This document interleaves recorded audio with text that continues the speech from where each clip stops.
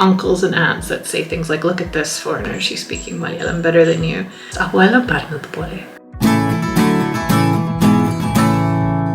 My teens onward, I was very fascinated by other cultures, different places, different foods, different languages.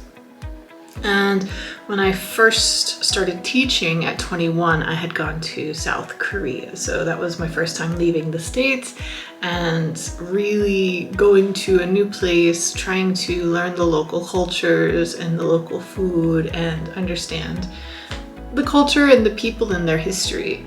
So since then, I've traveled and worked in many different places, and along the way I met my husband from Kerala, and that kind of propelled me into this direction to working with Malayalam. I've been dealing with language and learning language for over a decade now, and so I use a lot of those methodologies in the content that I use to teach Malayalam. Having a very student-centered approach to learning, making it very discoverable and achievable, and I think that's helped Malayalam become a lot less intimidating for people who are trying to learn. So when I first started learning Malayalam, I had a few resources. I initially started working with a tutor online.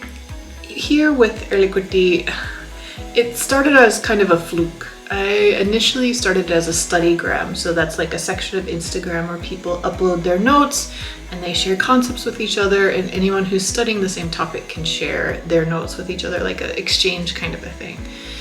But once it picked up in popularity, I realized that people really enjoyed my content, and even more importantly, people were learning from it. So after about a year, I started using my voice over some of the posts, which is a bit terrifying, but it really did push me to improve my pronunciation.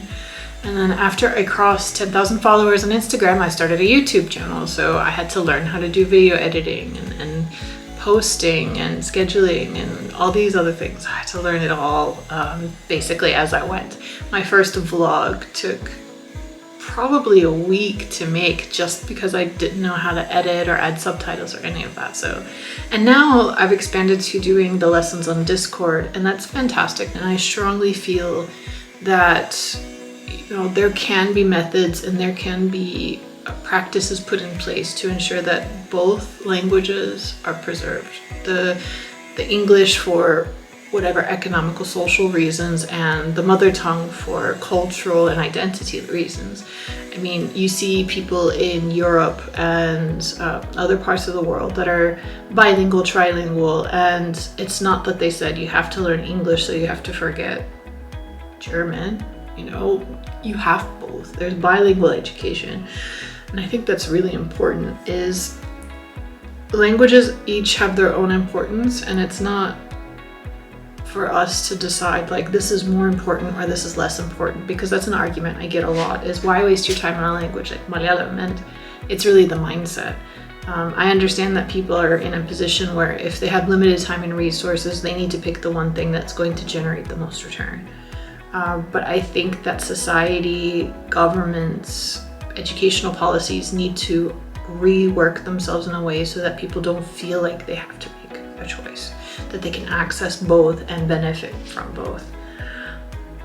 I feel that I've had a really great connection with a lot of diaspora Malayalis. A lot of them attend my classes. I have Malayalis joining me from the UK, Australia, the US, and I think the biggest compliment that I receive is that my classes are very comfortable and that my content is very accessible. There's a lot of baggage with losing your mother tongue, and whether it's feeling like your identity is under question, am I really Malayali? Whether it's your family mocking you or making shade against you because, oh, she forgot her language, or oh, didn't his parents teach him? You know, these kinds of things. And often my content does get sent to diaspora kids by uncles and aunts that say things like, look at this foreigner, she's speaking Malayalam better than you. But if people spend time with my content or in my classroom, they'll see very quickly that I'm not about that. I'm not about shaming people or making people feel bad for asking a question, you know. It gives them that space to kind of work with the language and meet them where they're at. And I hope that as people attend my lessons and benefit from my content, they do feel that sense of empathy and understanding that it's not just about learning a language. It's a very emotionally heavy, or it has baggage to it as well, and it needs to be done with sensitivity. And I'm really excited about my upcoming book, Davina Finds Her Vowels, with Adidev Press. This has been a real book that was in existence since my friends had her baby. And I actually made this book for her baby. Davina is a real person. It's my best friend's daughter. And when I made this book for her, I gave it to her for her 2nd birthday. And my friend said, you need to make this into a publication. This can help so many kids. So I sent it to several publishers over the course of many years, and finally Adidev picked it up earlier this year, and I'm really looking forward to what they do with it. The book itself is about Davina exploring parts of Kerala and finding the vowels of the Malayalam alphabet. It's geared toward English language speakers who are studying Malayalam as an additional language or heritage language. And again, it's supposed to be done in a fun, discoverable way, low stakes, really interesting, very colorful, like showcasing Kerala and its beauty. And if this first one is successful, I hope to make a whole series where Davina explores the whole alphabet. So that's definitely something I'm looking forward to. Also, I have a pitch working right now for a Malayalam adult course book, and hopefully I'll get the necessary approvals soonish, but if not, it's okay. We can figure something out from there. So, but thank you so much for all of your interest and for having me on your program, and I wish you all the very best. Ako alam, parang natapole.